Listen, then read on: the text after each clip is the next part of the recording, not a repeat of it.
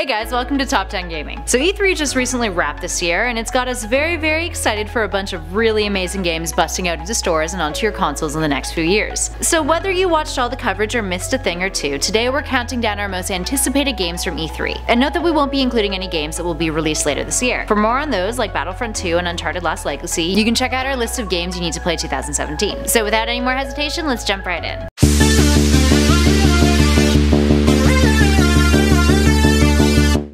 And at number 10 is Assassin's Creed Origins. Ancient Egypt? Yeah, count me in. Well, one of the biggest critiques of the Assassin's Creed series is that the games have gotten a little repetitive over the years. Ubisoft's latest addition to the franchise goes way back, acting as a prequel for the whole series, giving us more detail about the struggle between the Assassins and the Templars. The game is still single player, and this time around there's not as many tall structures you can climb like previous games, but a new reaction-based combat system will be introduced. And did you guys miss the naval combat and tomb raiding of the previous games? Well, it's back in Origins. And you can ride camels too. They are the first to call themselves the Assassins.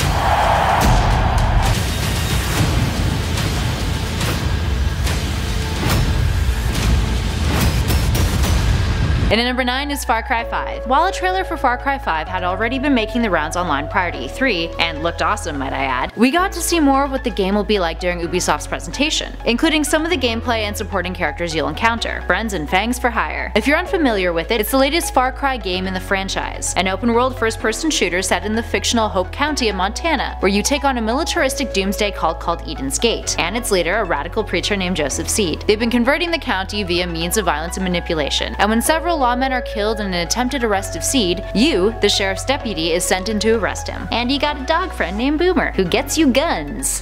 I once was lost, but now I'm found.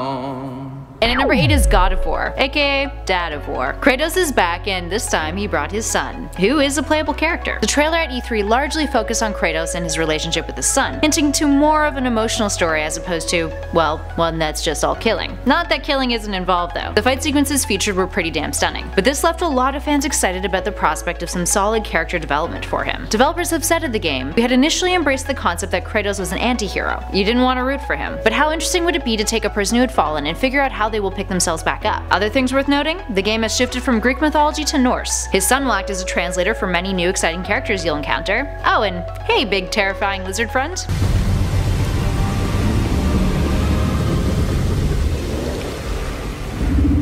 What is this? It's the world serpent.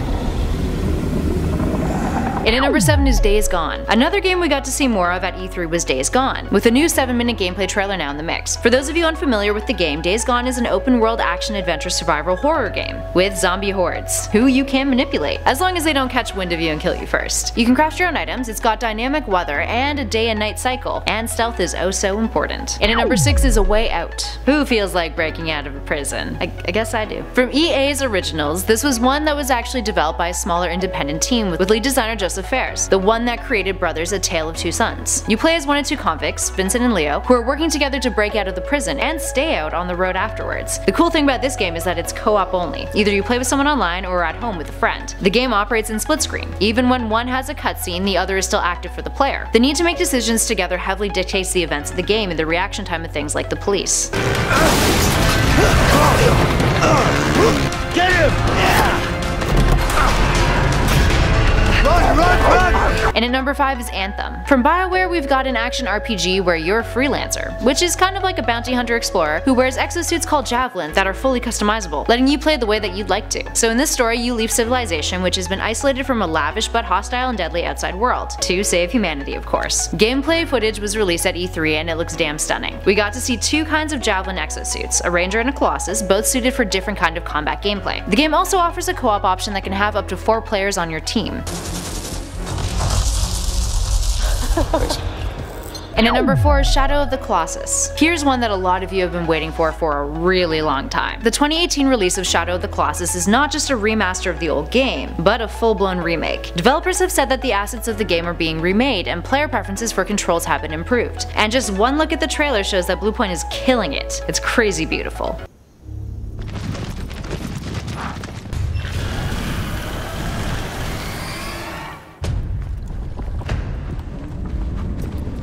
And at number 3 is Mario Odyssey. While other games for the Nintendo Switch were either hinted to or mentioned as in development during Nintendo's presentation, we did get to see one awesome game that will be premiering on the platform. Mario Odyssey. You play as Mario riding around in an airship called the Odyssey that is powered by moons, all of course to do the run-of-the-mill rescue, save Princess Peach from Bowser. Except with exceptional graphics and a diverse world for you to explore. And Mario has some new tricks up his sleeve. Fans were freaking out about his new special ability that lets you inhabit people and objects, including enemies, and as the beginning of the trailer shows, a dinosaur. Yep, just please take my money, now. And at number 2 is Beyond Good and Evil 2. With over a decade in the making, Beyond Good and Evil 2 is the follow-up to the cult favorite from 2003. Because of the lack of commercial success it had, Ubisoft was reluctant to make a sequel, and since 2008 there's been leaked trailers and rumors of a follow-up. The game is supposed to exist within the same continuity as the first, and this time around developers have stated their ambitious and immersive environments and cinematics were much more attainable with current generation hardware. Aside from the hints of the story in the trailer, not much has been revealed about the game,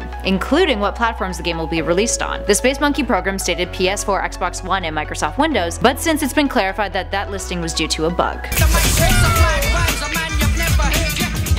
Grab my chassis, Noxie!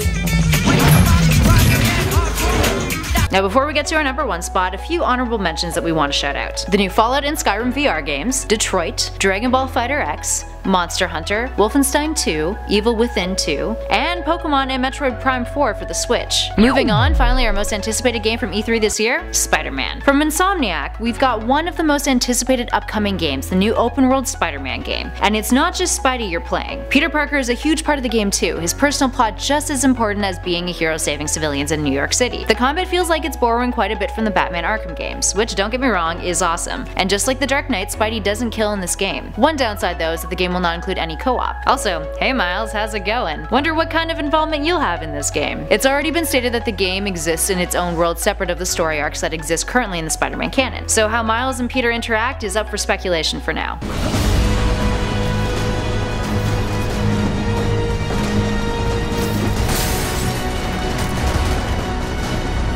There we have it, friends. What games are you excited for? There's so much from E3 that we weren't able to touch on, so if you guys want us to do more lists, like top 10 games from E3 you'd probably play if they were on sale, or top 10 games from E3 that we still have questions about, or top 10 adorable old men presenters at E3, joking on the last one, although seriously they were super adorable, just looking at you Ubisoft on that, give us a shout in those comments below. And if you dug this video, make sure you hit those like and subscribe buttons. But for now, I'm Kelly Pally for Top 10 Gaming, and I'll catch you guys in the next one.